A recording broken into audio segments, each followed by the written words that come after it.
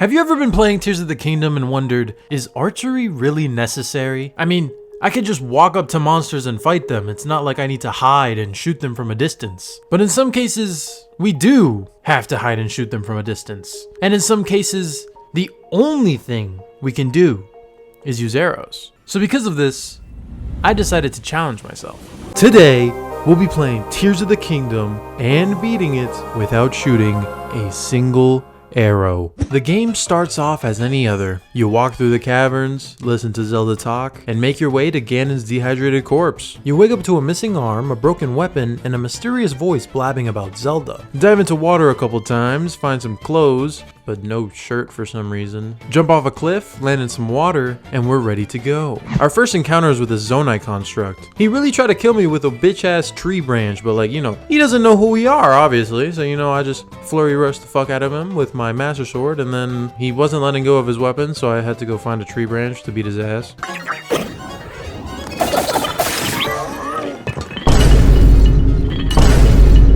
A little bit later, I got the Purapad, I made my way to the Temple of Time, and then there was another Zonai construct. But you know exactly what happened to him.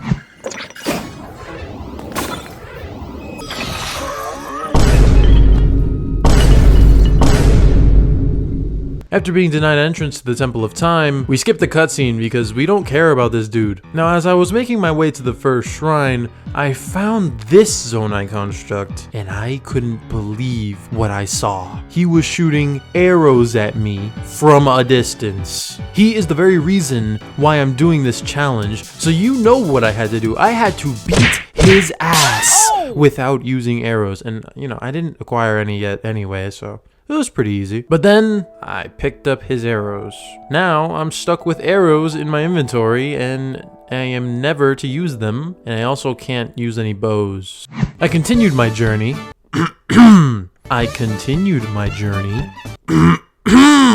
I continued my journey and made my way to the first shrine. The first ability given was Ultra Hand, and none of the puzzles in the shrine need the use of arrows, so it was a breeze. A few deaths later, I decided to hunt for food, and because I couldn't use arrows, I had to find other ways to kill from a distance. So basically, I chased them down and threw a stick at their ass. The second animal was like really persistent and wouldn't die, so I just broke all my weapons trying to murder it. Skipping ahead, I killed 2 constructs using just an axe, threw all my inventory to hit this guy, and eventually got tired of missing and just climbed up there. I reunited some Koroks, sailed the seas, and then arrived at the second shrine. In this shrine, we're given the fuse ability, but in this shrine, there is a problem. We need a key to unlock a certain door, which is leading up to the end, right?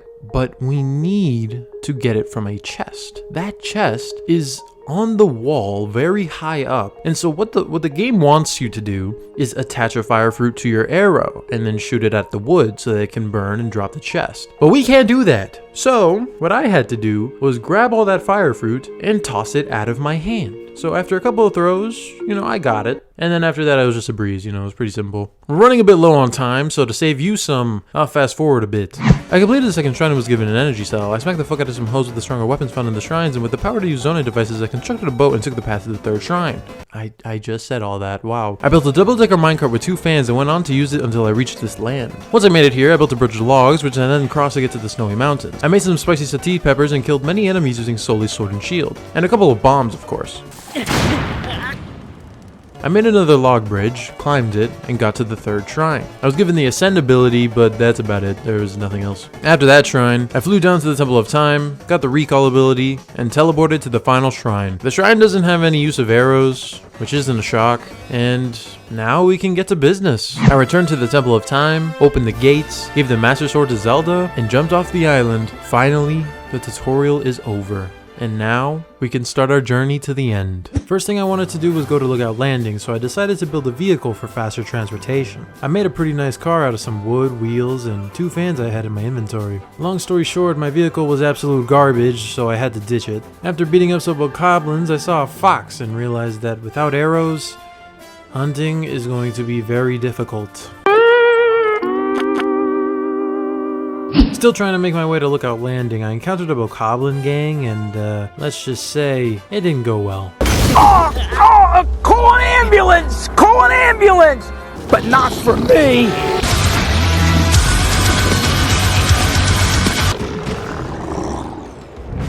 I found Pura, got a horse, went to Hyrule Castle, and then skipped the cutscene. After that, I took a nap, got my paraglider, and got shot out of a tower. But hey, now it's time to really begin. We can now set foot to wherever we want to get whatever we need.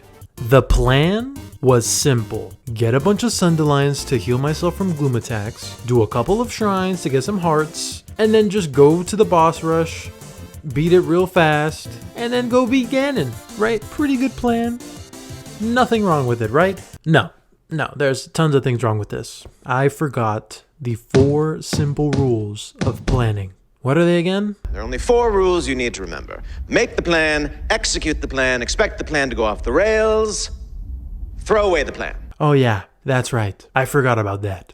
Okay, so I found this Hinox, and while I could have avoided it, I felt like fighting it. So what I did was I threw construct pieces at its eyeball, and for the most part it worked. So here's how to fight a Hinox without arrows.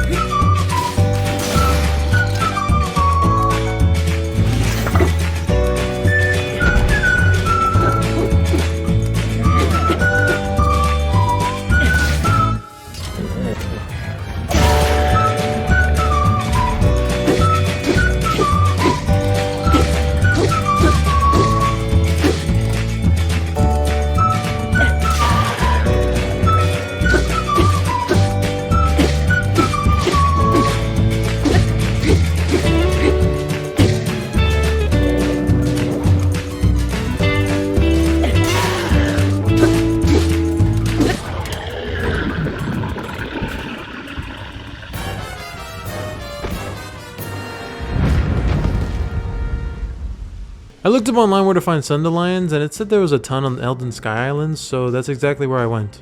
I collected around 18, completed a shrine, and then I didn't know what to do. I decided to try and make it to the top of Death Mountain using the wing, but unfortunately, it wasn't enough, and I fell to my death. I didn't know what to do after that, so I decided to complete a couple shrines to increase my hearts. I then proceeded to travel the world by horse and complete more shrines to rack up even more hearts. But in doing so, I realized something. This area is very close to the Wind Temple. What do you get after completing the Wind Temple? A heart container, a new ally, and one less boss fight for the boss rush. So, with my big brain, I made up my mind and I said, throw away the plan. And I set out on a journey to complete as many dungeons as possible without shooting a single arrow. The first thing I had to do was step foot on Rito Village. The bridge was broken, so I had to get there by other means. After a successful landing, I completed the Rito Shrine and made my way to Tulin and his parents. We had a little chat, and then immediately after, I started following Tulin. Instead of going through the caves, I went up the mountain because I already knew where he was. Like, I'm not doing all that. I talked to Tulin, and then he told me that an Aracuda stole his bow and arrow. Instead of teaching him a lesson that we don't need a bow and arrow to fight, I was instead forced to retrieve it. Come on, bruh. I don't want to get your stuff for you. Come on, go get it yourself. You're a big boy now. So, since I'm forced to retrieve it, I had a problem. And by a problem, I mean I had to hit this Aracuda that's just flying above me, and all I can do is throw shit at it. So after a minute of throwing shit, I finally got it down. After that, me and Tulin fought a few bokoblins, and by me and Tulin, I mean, I did all the work. Once the fight was over, Tulin tells some random NPCs that he's learned the importance of teamwork, and that he can't do things on his own. Correction, no one can do anything without me! I ain't ever seen anyone beat Calamity Ganon, beat all these divine beasts, and then come back, like, what is it, 3 years after? Something like that. Come back, and then do a bunch of temples, and then try to beat Ganon again. I ain't never seen nobody do that. Nobody can do anything without me. Okay, so now we're going to the Wind Temple, and as I was making my way up, I tried to complete the Mayumekis Shrine. I don't know how the fuck you read that shit, but it's called the Mayumekis Shrine. And unfortunately, I need arrows to complete it. So it's like, damn, now I have to leave.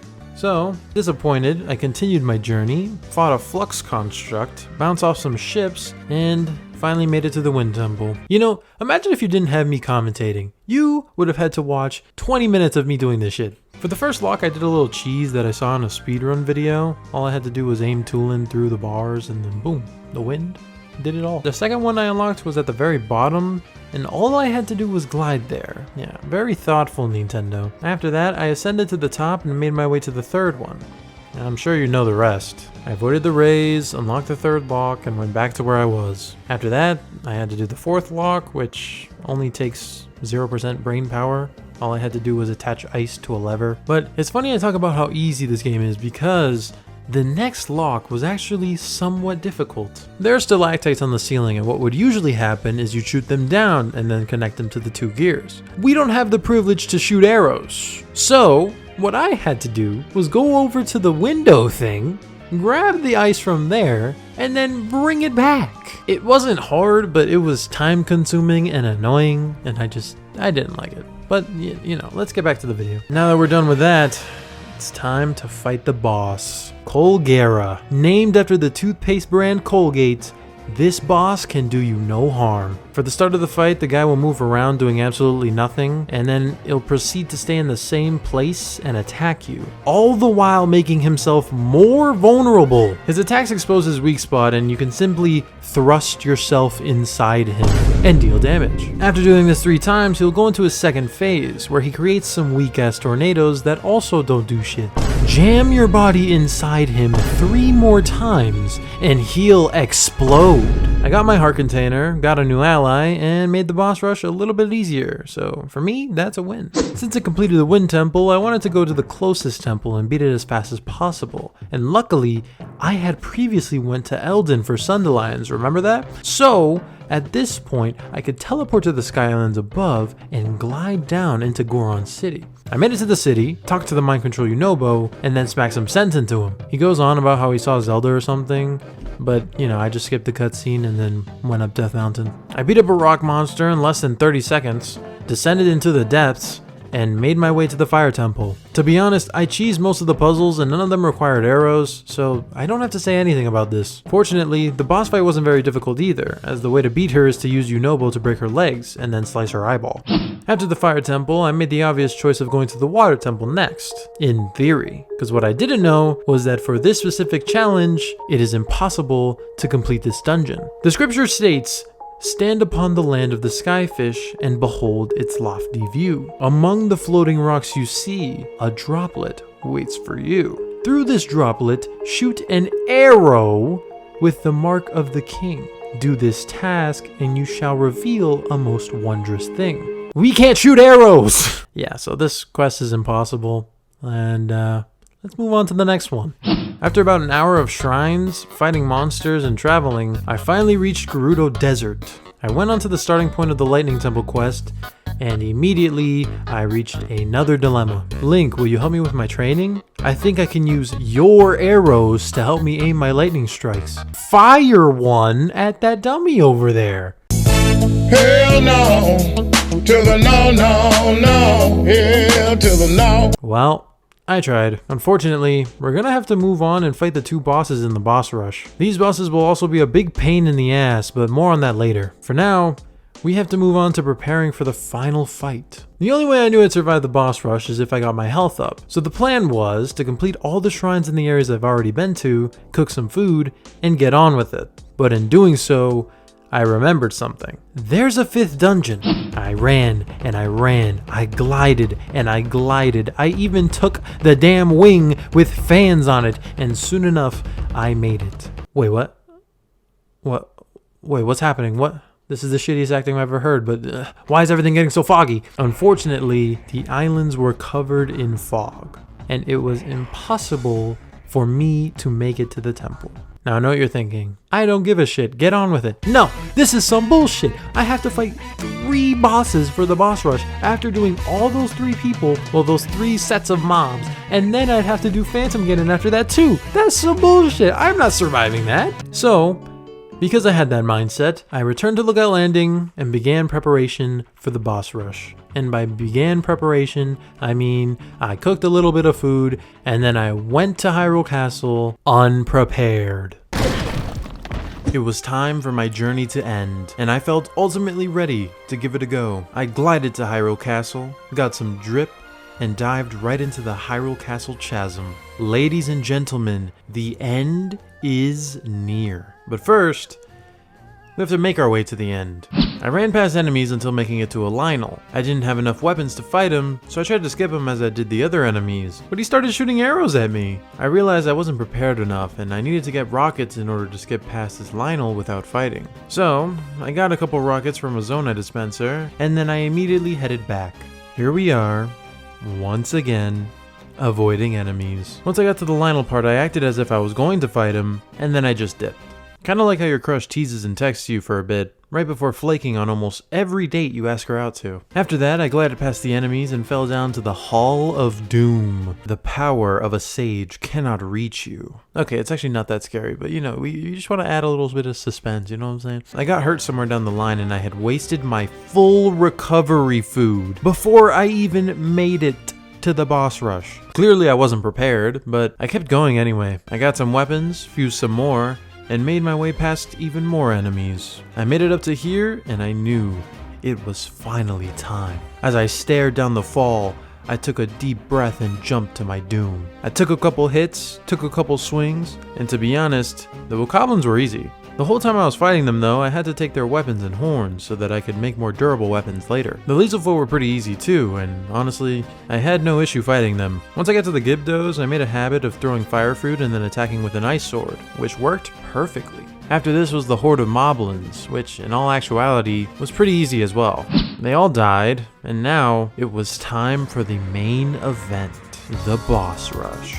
The first runner-up is Muktarok, and to my luck, his weakness is water, and I had an unlimited amount in that Zonai hydrant. Using this device, I was able to follow Muktarok around and also disable most of his attacks. I beat Muktarok first try, and now it was time for the most annoying boss in all of Tears of the Kingdom, Queen Gibdo. Fuck this bitch. I came here without a plan to beat her, and I died. The problem here was that because she's a Gibdo, the only attacks that really work on her are elemental, and I did not have many elemental attacks. For the one time, I tried using a flame emitter, and even that didn't work. Once she got on the ground and I could slice her, I died.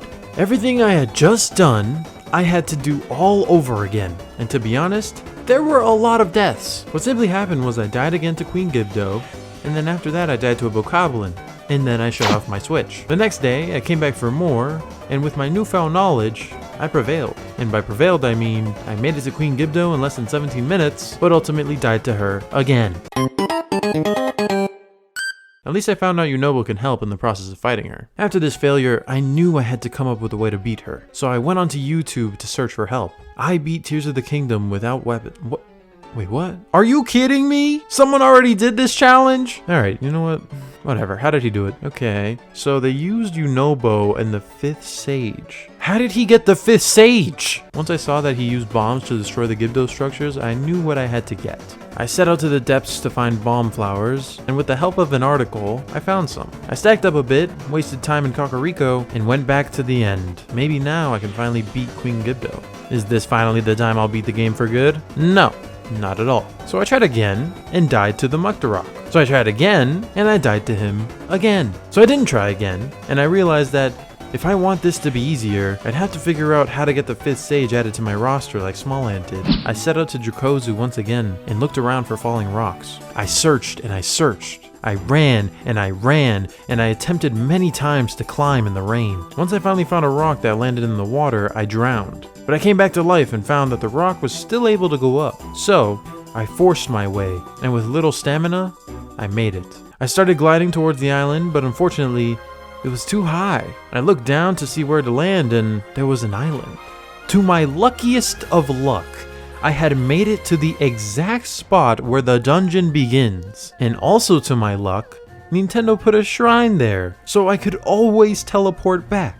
I opened the gate with all the hearts I had, and finally, we could begin the 5th dungeon. Just kidding. I tried to grab the helm for the dungeon, and instead I was told, "You feel a sense from the object on the pedestal that the time is not yet right to be here." Knowing no idea what that meant, I looked through Reddit threads to find what the issue was, and it was so simple. All I had to do was talk to Pura and start the regional phenomena quest. I guess I forgot to do this before? I teleported back using the shrine, and I was able to take the helm off of the stand. Finally, it was time to make another ally and make the boss rush one step easier. Honestly, there's not much to say here. I speedran the dungeon and completed it with ease, and the boss was also of no difficulty. Since I did the 5th stage quest, I wanted to complete one more main quest before ending it all. I wanted to get a certain sword. I don't know if you've heard of it, but it kinda seals the darkness and all that. Nonetheless, I went through the depths, ascended to Korok Forest, and healed the Great Deku Tree. He gave me the location of the Master Sword, and now there was only one thing left to do. Sell your soul to a devilish statue. Creepy, I know, but I needed a lot of stamina for this. I traded all my hearts for stamina and set out for the sword. The next part is pretty simple. I landed on the dragon, held onto the sword, and that was it. Now, it was finally time to try again. Just kidding. Last time we didn't prepare enough, so I knew this time had to be different. So, I started a hunt for meat. My first thought was to go around Hebra and kill animals in the snow, but when I only found Zonai constructs, I went to the Great Plateau instead. Instead of finding meat, I was met with gloom hands, and I had a great time dying to Phantom Ganon. Once I killed them though, I managed to find a couple boar, and with the greatest luck ever, there was a bokoblin with a nice pack of meat. It was enough for me, so I headed back to Lookout Landing and started to cook. Again. This time, with my new partner and sword, I knew it was possible to finish the challenge. I made my way down Hyrule Chasm and started my walk once again. I skipped through every mob in my way and rocket launched past the Lionel and Gloomhands. I made it to the jump once again, and this time, I was prepared. First try, I got to Queen Gibdo, but her fight wouldn't be an easy one. I attacked her with Yunobo, with a 5th Sage, and then I found an even better strategy. The entire floor was covered in weapons of the past enemies, and I could fuse elemental items to these weapons to throw at her. So I did exactly that, and got her down to half health for the first time. I did make a huge mistake though. I miscalculated the distance between me and where I was aiming, and I blew myself up. Oh my gosh, no! No! Damn. I had to do this shit again. Once again, we made it to Queen Gibdo, and yeah, we're dead again. Oh my gosh, no! Alright, I'm so tired of this, bro. I'm so tired, bro. Oh, man, I'm so tired. After this, I died to Muktarok and shut my game off. You're fucking lying. Nah, I'm actually done. No, I need to take a break. Nope, I'm done. I'll do this shit tomorrow, I said. And do it tomorrow I did. I came back stronger than ever with a good night's rest and set out to beat this thing once and for all. I got back to Queen Gibdo and everything went according to plan. I attached an electric Lieselfull tail to the sword and I used that to get her health down. And once she was half health, I swiftly got rid of the other enemies. It was just me and her, if you exclude the sages. Fighting Queen Gibdo so many times made me learn lots of things. I realized a Gibdo's true weakness is bombs. And if I were ever to fuse one to a weapon and throw it at her, I would be unstoppable. And then, there was another boss! I had to fight Phantom Ganon. Yeah, I had completely forgotten about this boss. How annoying. I didn't have any heals left, and I had to fight 5 Ganons without getting hit once. How could I have possibly gone through that? Well, it's simple. I didn't. I died. Again. I turned off my Switch and went on with my day. But the next day, something came in me. I had that dog in me.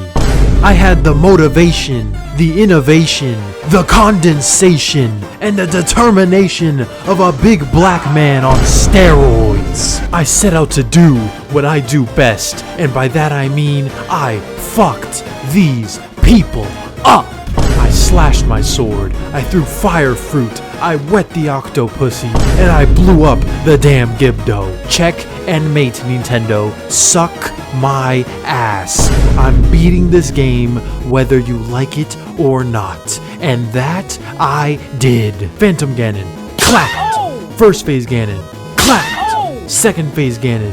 Clapped. And last but not least, Dragon Ganon. You can probably already assume what had happened to him. He got clapped! Good game, Nintendo. Good game.